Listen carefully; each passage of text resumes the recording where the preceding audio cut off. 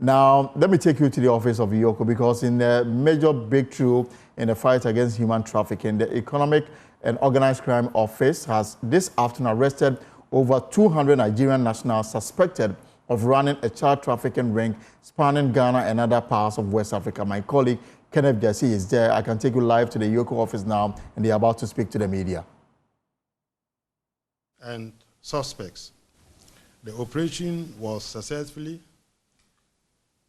and 219 people were arrested at Kunsak Estates in Oyerifa. The suspects were lured into the country, the victims were lured into the country by the suspects, ostensibly to give them lucrative jobs in Ghana. Unfortunately, when they came to Ghana, since there are no lucrative jobs existing, then they took them hostages, and then they confined them at the Oyerifa estates, and then they were forced to go into cyber crimes and cyber crime-related activities.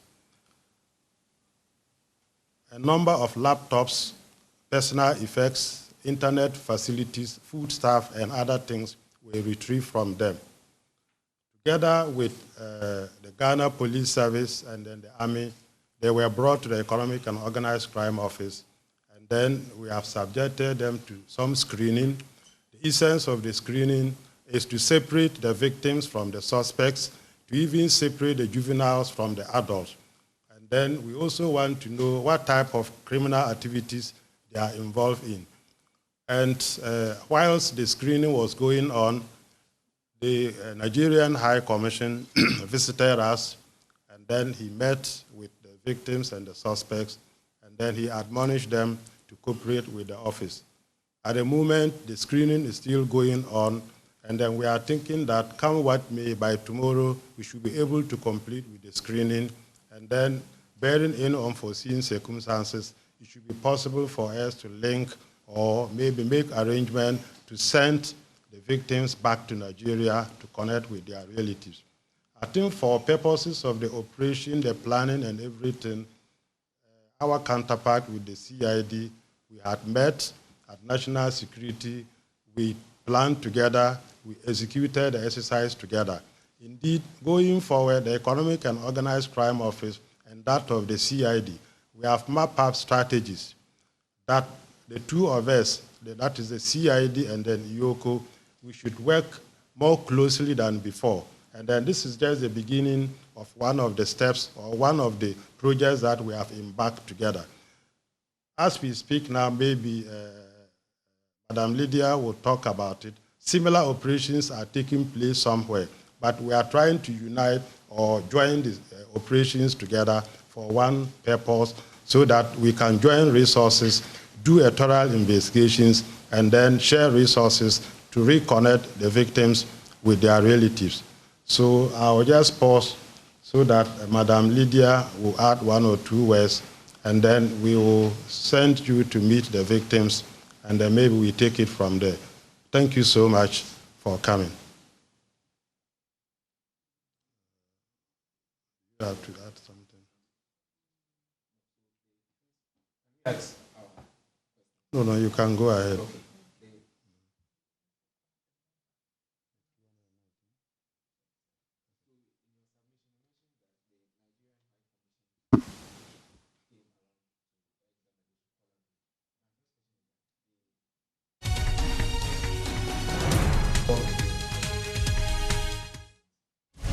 We have Ghanaians with them. But normally, when you arrest somebody and the person is maybe speaking some accent, the presumption is that the person is a Nigerian.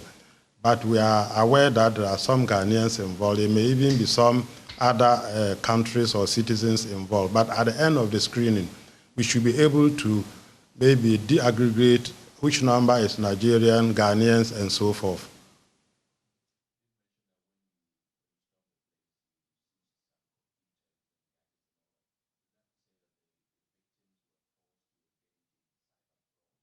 Exactly. Indeed, the intel we had and then the surveillance work that we did all pointed to the fact that they were engaged in cyber crimes and cyber crime-related activities. But we don't also rule out the possibility of prostitution. Yes. Yes, yes. I think we had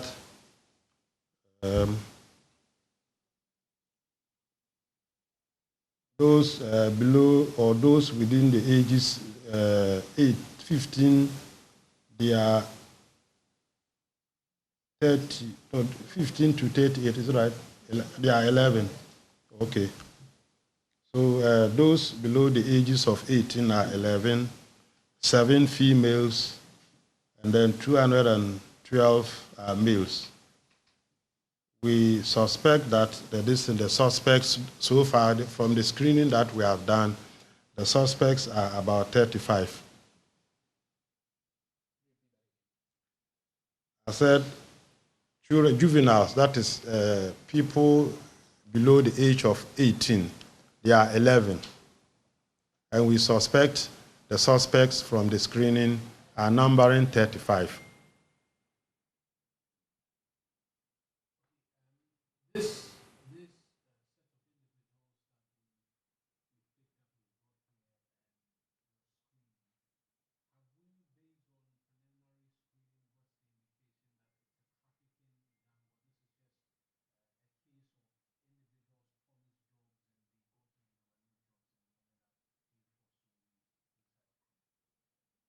Normally, in traffic cases, that is how it started.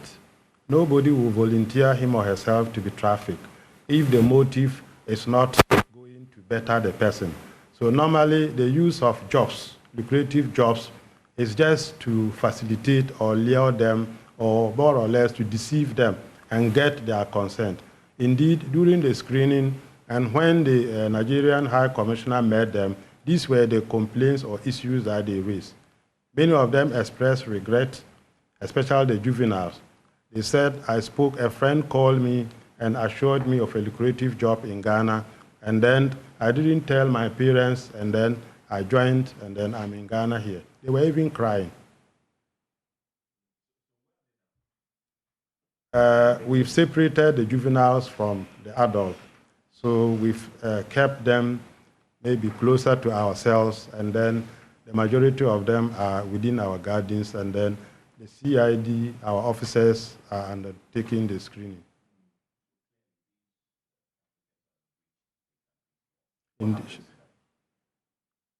For the victims, they are just victims of circumstance. They are just people who are in dire need of opportunities, and then they've been deceived and brought to Ghana.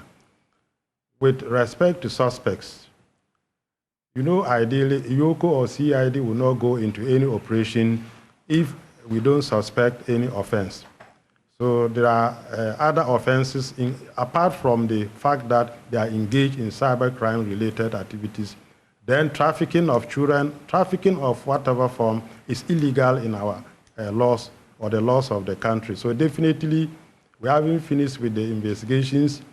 Maybe at the end of the investigations, it is possible that we may even have issues of drugs. But for now, we are just screening them. We are doing searches and so forth. The screen outcome and the search outcome combined together will now put us in a position to say crime A, B, C, Q, Y, Z is committed.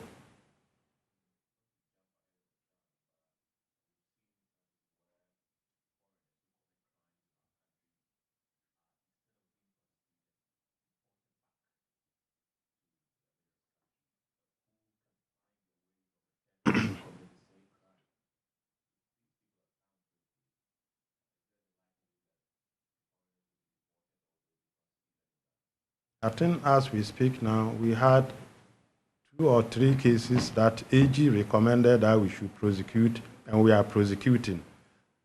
Maybe if the head of anti-human trafficking were to be here, he will be able to tell us the stage of the prosecution. But I think the AG has been strict.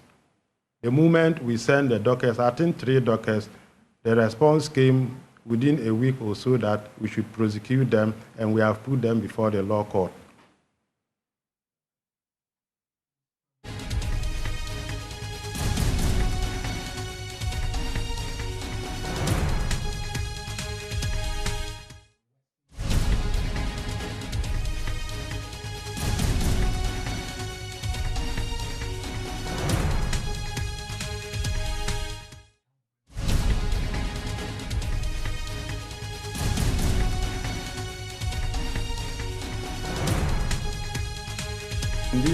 I think we've had a number of investigations involving Ghanaians that have been lured to Ivory Coast, and then they also find themselves in similar circumstances.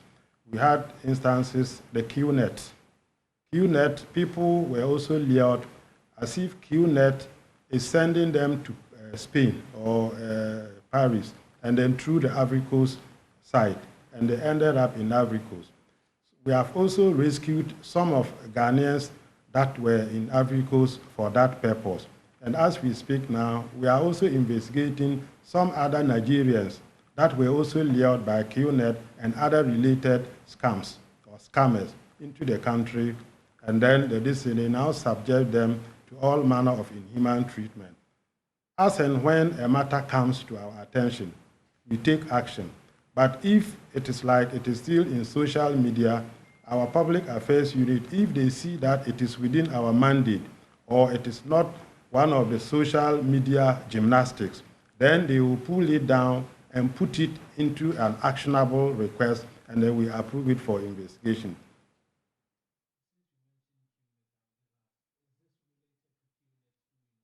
No. Yes, yes.